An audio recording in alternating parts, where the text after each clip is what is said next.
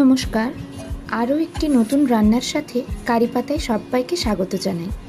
আজ বানাচ্ছি দই মাছ। এটি একটি খুবই চটজলদি রান্না, যেটা অল্প কিছু উপকরণ থাকলেই বানানো যায়। চলুন দেখে নিই বানাতে কী কী লাগছে। আমি এখানে রুই মাছ ব্যবহার করেছি। আপনারা চাইলে অন্যান্য যে কোনো পাকা মাছ ব্যবহার করতে পারেন। প্রথমে রুই মাছের মধ্যে নুন, হলুদ ও সামান্য কাঁচা সর্ষের তেল ও একটু গোলমরিচের গুঁড়ো মাখিয়ে নিয়ে মাছগুলো ভালোভাবে ভেজে নেব। যেহেতু মাছটা আমি দই দিয়ে রান্না করব, তাই বেশি কড়া করে মাছ ভাজবো না। মাছে সামান্য একটু রং ধরলেই মাছটা তুলে নেব।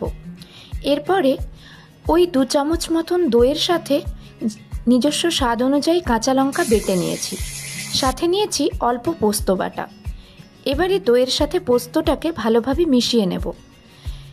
দেখুন, মাছে সামান্য ব্রাউন কালার চলে এসেছে। এবার আমি মাছগুলো তুলে নেব।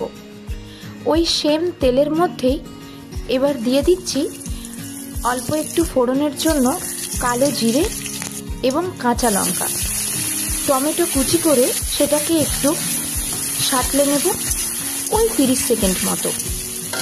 টমেটোগুলো নরম হওয়ার জন্য কয়েক সেকেন্ড ঢাকা দিয়ে রেখেছিলাম। টমেটো গলে এসেছে। এরপরে ওই দইয়ের মিশ্রণের বাটি ধোয়া জলটা আমি দিয়ে টমেটোটা আরেকটু ভালোভাবে সেদ্ধ হতে দিয়েছি। সাথে দিচ্ছি অল্প চিনি এবং নুন। এরপরে ঝোলটা ফুটে উঠলে মাছগুলো অ্যাড করব। মাছগুলো দিয়ে সামান্য একটু ফুটিয়ে নেব, যাতে ঝোলের স্বাদ মাছের মধ্যে এবং মাছের যে স্বাদ সেটা যেন ঝোলের মধ্যে ভালোভাবে মিশে যায়। এরপরে অ্যাড করব সেই বেটে রাখা পোস্ত, দই, কাঁচা লঙ্কার মিশ্রণটা। সেটা দিয়ে আবারও খানিকক্ষণ ভালোভাবে মিশিয়ে নিয়ে একটু রান্না করে নেব। মিনিট 2-3 রান্না করার পরেই মাছ আমাদের রেডি।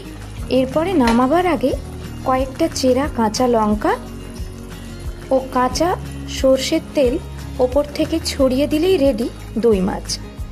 এটি করতে খুবই কম সময় লাগে এবং খেতেও খুব সুস্বাদু হয়। গরম ভাতের সাথে পরিবেশন করুন, খেতে দুর্দান্ত লাগে।